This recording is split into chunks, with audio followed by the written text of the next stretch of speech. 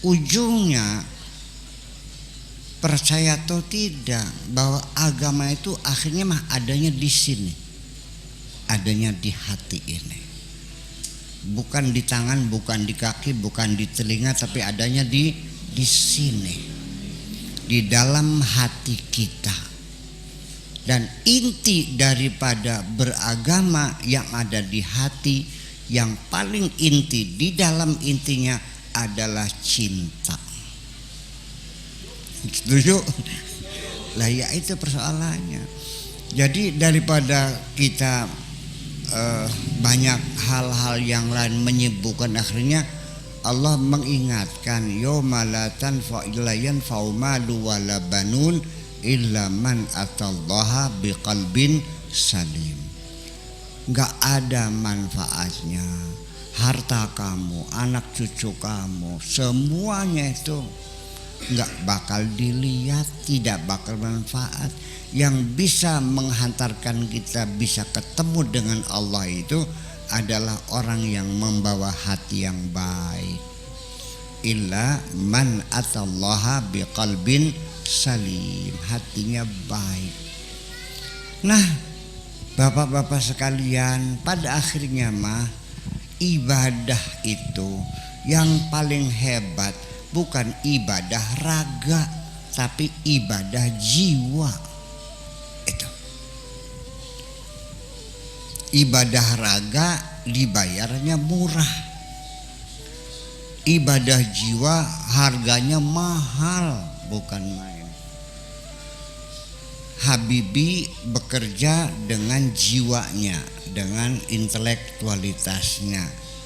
Di suatu perusahaan dia sebagai komisaris, datangnya seminggu sekali, gajinya 1 miliar. Mang Kadim macul di sawah, punggung dijemur di matahari seharian, membolak-balik ke tanah, bayarannya sehari 50.000. 50.000 sehari, sebulan berapa? Itu kalau kerja tiap hari hanya 1,5 juta. Yang kerja pakai kecerdasan 1 miliar.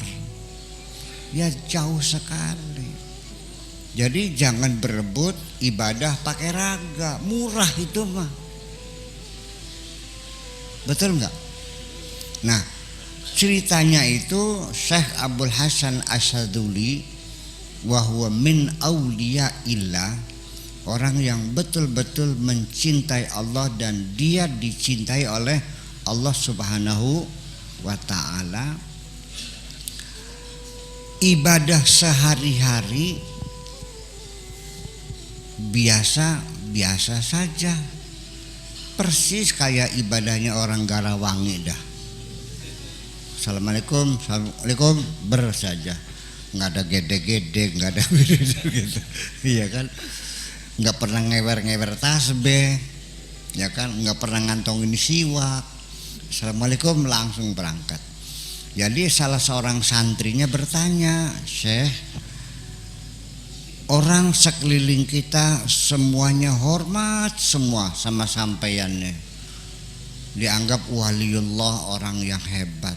Tapi saya lihat ibadahnya kok biasa-biasa saja, tidak ada keistimewaannya. Barangkali zikirnya 4 jam gitu enggak, barangkali rukunya 1 jam gitu enggak, biasa saja.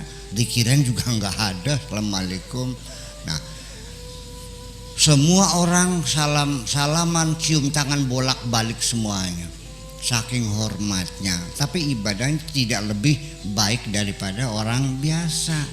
Disitulah dia mengatakan, wahai muridku, ibadatul qulubi khairun min ibadatil jawarih. Ibadah hati itu adalah jauh lebih baik daripada ibadah raga. Ibadah jiwa lebih baik dari ibadah raga, bayarannya mahal. Kalau ibadah raga mah bayarannya murah. Mung oli pegele bae engkone.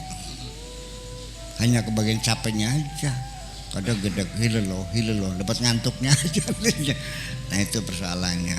Jadi oleh karena itu kenapa inti daripada semua ibadah berawal dari hati kita. Apapun yang kau lakukan, kalau keluar dari hati yang gak benar, apapun gak ada yang benar.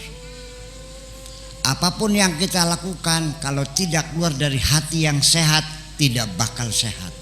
Itulah makanya likulli mri'in ma nawa.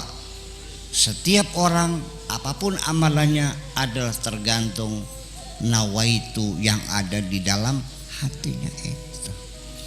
Yang memberi nilai berapa harga amalan itu adalah hati kita. Innamal a'malu binniyat. Semua amalan itu tergantung kepada niatnya. Jadi mungkin saja ada dua pekerjaan, tapi karena niatnya berbeda, maka konsekuensinya pun menjadi berbeda. Resikonya menjadi berbeda. Ada dua orang sama-sama menghilangkan nyawa. Yang satu dapat duit, yang satu masuk penjara. Padahal dua-duanya sama menghilangkan nyawa orang. Yang satu namanya dokter, yang satu namanya rampok. Kenapa dokter? Karena dokter nyobek perut orang, yang dicari apa? Penyakit. Kalau rampok nyobek perut orang, yang dicari apa? Duit. Dokter gagal, penyakitnya nggak dapat, orangnya mati. Rampok juga gagal, uangnya nggak dapat, orangnya mati. Tapi dokter dapat duit, rampok dapat penjara. Itulah sebabnya. Maka apapun yang kita lakukan, yang pertama kali menjadi tolok ukur adalah kondisi hati kita. Ini. Jadi kita jangan terburu-buru banyak amalnya, amal yang mana. Belum tentu semua yang kita amalkan diterima di sisi Allah. Saya mau nanya, bapak-bapak pernah membantu orang enggak? Pernah membantu orang susah enggak? Pernah sodakoh enggak? Masih ingat enggak? Setiap kebaikan yang pernah kita lakukan, kalau masih kita ingat, itu pertanda amal kita belum diterima oleh Allah Subhanahu wa ta'ala.